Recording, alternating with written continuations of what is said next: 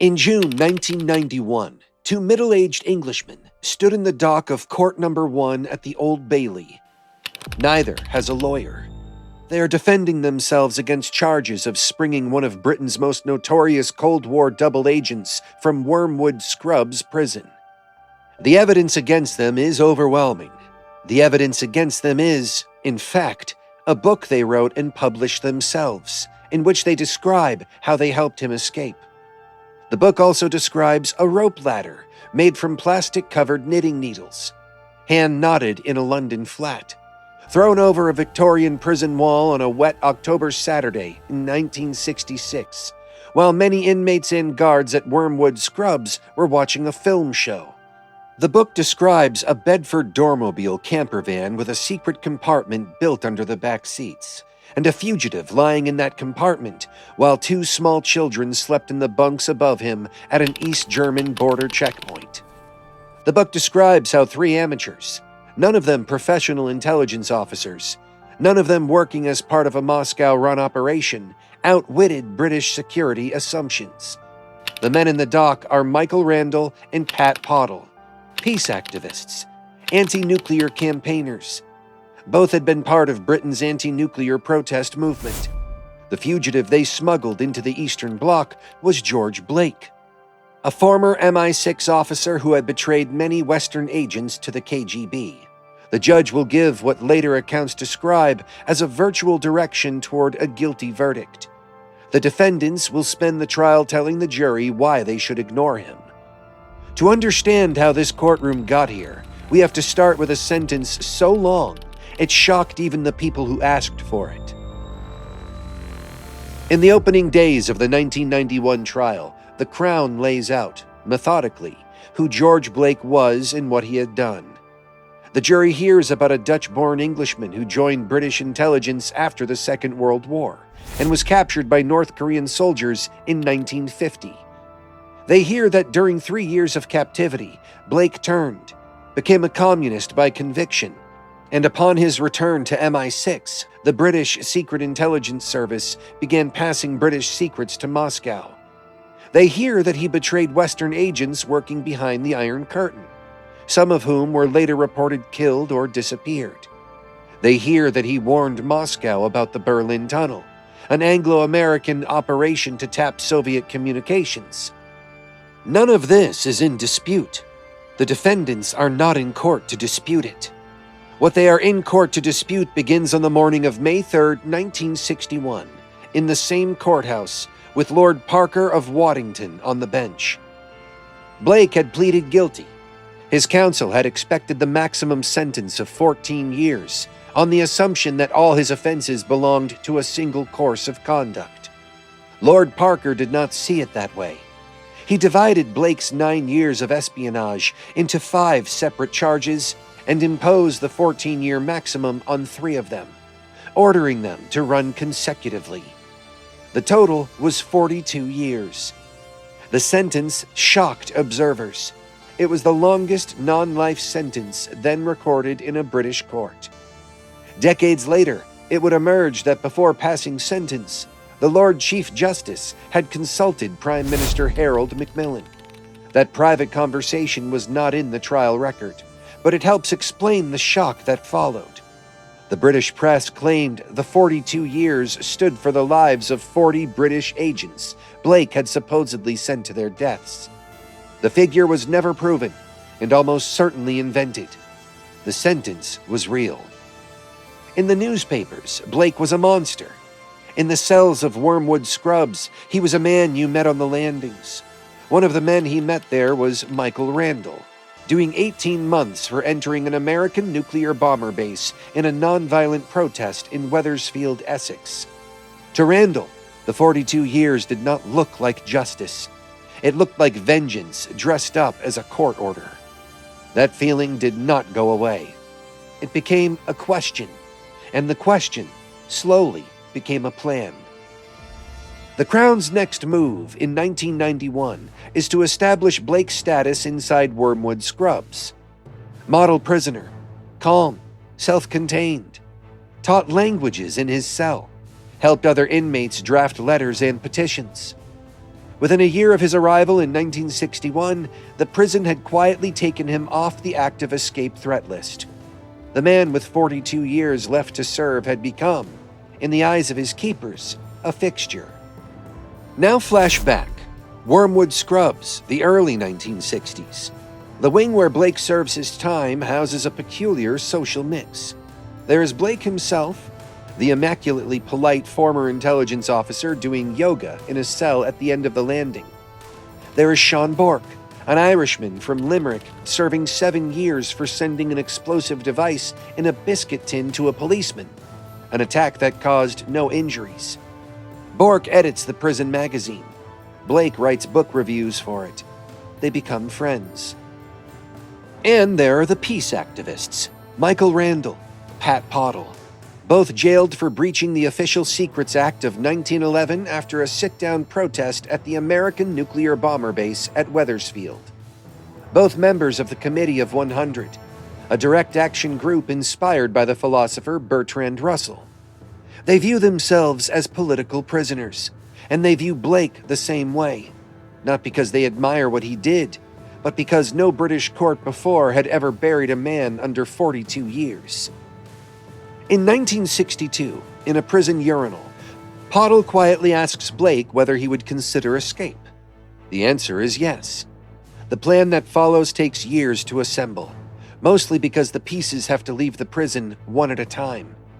Randle is released, then Pottle. Then, in mid-1966, Bork. Outside the walls, the three of them begin to talk. Bork is the one with the inside knowledge, the one Blake trusts to actually do it. Randle and Pottle are the organizers. They raise money. A wealthy sympathizer, later identified as the film director Tony Richardson, reportedly helps fund the operation. There is no KGB. There is no Moscow Center. There is no professional tradecraft. There are 3 men in West London with bedsits, second-hand cars, and a rope ladder reinforced with large knitting needles. The British security state will spend years assuming the opposite. That assumption is the conspirators' first and greatest advantage. When the Crown played its strongest card in 1991, the jury heard about the wall. The wall is a Victorian perimeter, nearly 20 feet high, the color of damp brick. On the inside is Wormwood Scrubs. On the outside, on the evening of October 22, 1966, is a Limerick man in a parked car with a hand-woven rope ladder and a walkie-talkie hidden in a pot of pink chrysanthemums. That evening is wet. A steady West London rain. Inside D Hall, the weekly Saturday film show begins in the early evening. Most of the prisoners and many of the warders will be away from the cell block for a time. Blake has been preparing for weeks. A window at the end of his landing has been prepared for the escape. He has the walkie-talkie Bork smuggled in months earlier. When Bork would stand outside the prison wall holding a bunch of flowers wired for sound. Hammersmith Hospital is right next door. To anyone watching, the Irishman talking quietly to himself with a bouquet was just another visitor. Just before 7 o'clock, Blake squeezes through the window. He drops onto the slick tiles of a passage roof, edges to the gutter, and lowers himself to the yard. He presses himself into a recess in the wall and waits for the rope ladder to come over. It does not come. Bork has been caught in traffic. When he finally reaches the rendezvous point of the outside of the east wall, a courting couple is parked directly underneath. He can do nothing without being seen. He drives in slow circles. The minutes stretch. Inside the wall, Blake stands in the rain and listens. He would later say he believed Bork had simply given up and gone home. He waits an hour that feels longer. At last, the couple leaves. Bork parks, lifts the ladder out of the car, and throws it over the wall. It catches. Blake hauls himself up the swaying knitting needle rungs to the top. There he discovers that Bork has forgotten to fix a hook so the ladder can be transferred to the outside. There's no way down except to jump. He jumps about 20 feet. He hits the pavement, breaks his wrist, gashes his forehead, and is bundled, bleeding into the back of Bork's getaway car. Bork pulls away so erratically that he rear-ends another vehicle on the way to a rented bedsit a few hundred yards from the prison. He does not stop. By 7 o'clock, the cell block warders are returning prisoners to their cells. Within minutes, Blake's cell is found empty. Soon after, an officer discovers a strange object near the wall, a homemade rope ladder, plastic-covered knitting needles tied at intervals as rungs, and beside it, still wrapped in florist's paper, is a pot of pink chrysanthemums. Inside the prison, the cells erupt in noise. Outside, the British state begins to understand what has happened. And in a bedsit on High Lever Road, Sean Rourke is pouring a drink for an injured Soviet double agent who is now the most wanted man in Britain. In 1991, the court heard about the London addresses: bedsits, suburban flats, a flat in Earl's Court. The prosecution wants the jury to feel the geography of a manhunt that lasted weeks, while a national dragnet failed to find a man hiding in plain sight in middle-class West London. Flashback. Within hours of the escape, ports and airports in Britain are on alert. Officials assume a Soviet or Eastern Bloc extraction may already be in progress.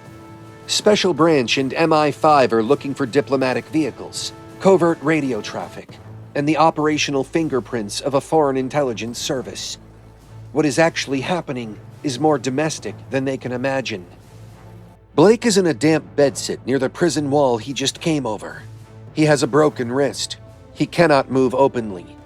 The first hiding place cannot be used for long. Bork moves him after dark, on foot, through quiet residential streets, while the manhunt spreads across West London. He is shifted from one borrowed home to another.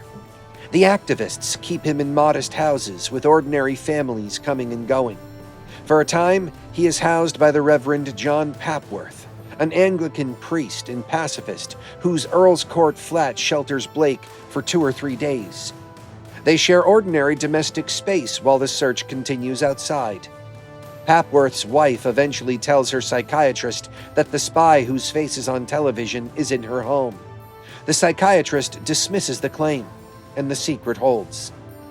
These are the conditions: chipped mugs, gas fires, borrowed rooms, ordinary domestic cover, a fugitive who waits in hiding. The newspapers and officials are full of theories about KGB involvement and foreign extraction. The actual operation runs through friends, homes, and improvised help. The longer Blake is in London, the more dangerous it becomes. Every visit from a neighbor is a near discovery. Every conversation about who that quiet man in the back room might be is a potential disaster. Randle and Pottle decide they cannot wait for the heat to die down. They will have to move him themselves. Across the Channel, across West Germany, across the inner German border, into the east. For that, they need a vehicle. In court number 1 in 1991, one of the strangest moments arrive when the Crown describes the vehicle: a Bedford door-mobile camper van. The kind of family camper van that crossed the Channel by the thousands every summer. The escape helpers have prepared a concealed space under the rear seats, roughly the size of a man lying down, designed to hide one adult during a brief inspection of the van's interior. Flashback, just before Christmas 1966, 2 months after the escape.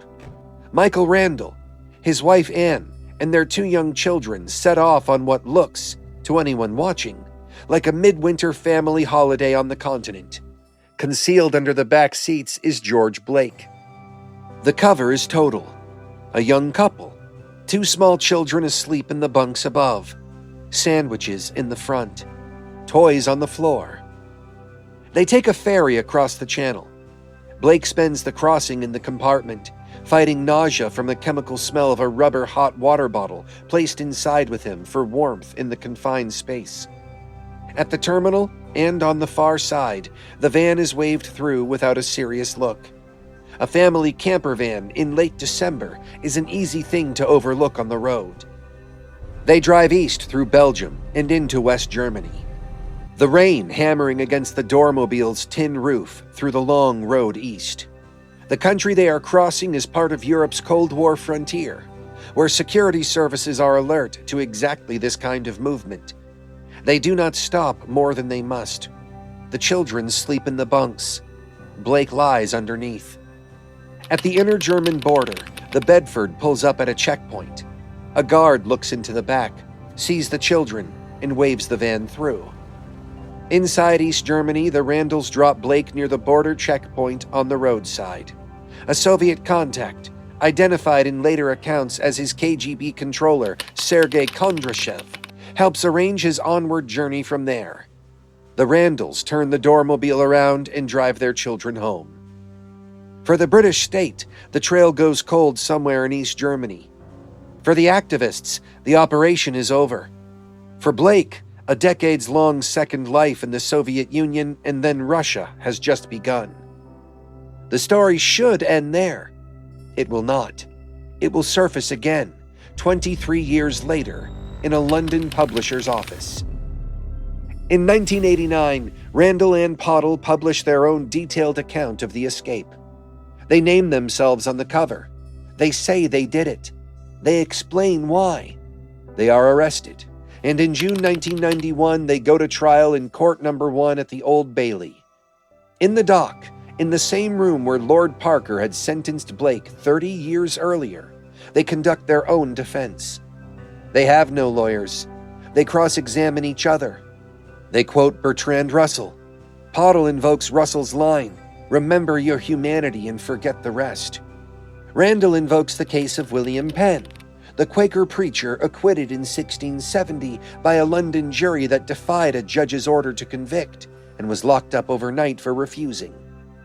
Their defense is moral, not legal. They do not deny the act. They argue that a 42-year sentence, handed down after a private consultation between the Lord Chief Justice and a sitting Prime Minister on a defendant whose case was largely heard behind closed doors, was so harsh that ordinary citizens were entitled to act against it. They argue that nothing they did served any foreign power, only their own conscience. The judge, Mr. Justice Elliott, is not persuaded. He rejects the defense and tells the jury, in language that comes very close to a direct instruction, that they have no choice in law but to convict. The defendants, expecting a quality verdict before the day is out, are not optimistic. The jury goes out after lunch. It does not stay out long. When they return, the foreman is asked on each count whether the defendants are guilty or not guilty. On each count, the foreman says not guilty. A whoop goes up from the public gallery. Later accounts connect the shout with Pottle's younger son, a Tottenham supporter. George Blake appears by video link from Moscow. Through the same video link, he tells the court that the two men had acted purely from humanitarian concern, with no contact with any foreign government, and that he was grateful to them for the life he had been able to lead. He will live until 2020. He will receive a KGB pension and the Russian Order of Friendship. He will outlive Pat Pottle, who died in 2000, and Sean Bourke, who returned to Ireland, was never extradited over the escape, and died in 1982. Michael Randle later wrote at length about the verdict in a book of his own, and in accounts of the Blake escape and its aftermath. The verdict is not thinning. It sits in the legal record of the United Kingdom as a striking jury rebellion of the modern era. 12 ordinary people, in a single afternoon, agreed with 3 amateurs that a sentence could be both legal and wrong. The pot of chrysanthemums is gone. The knitting needles are gone. The Bedford doormobile is gone. What is left is the verdict.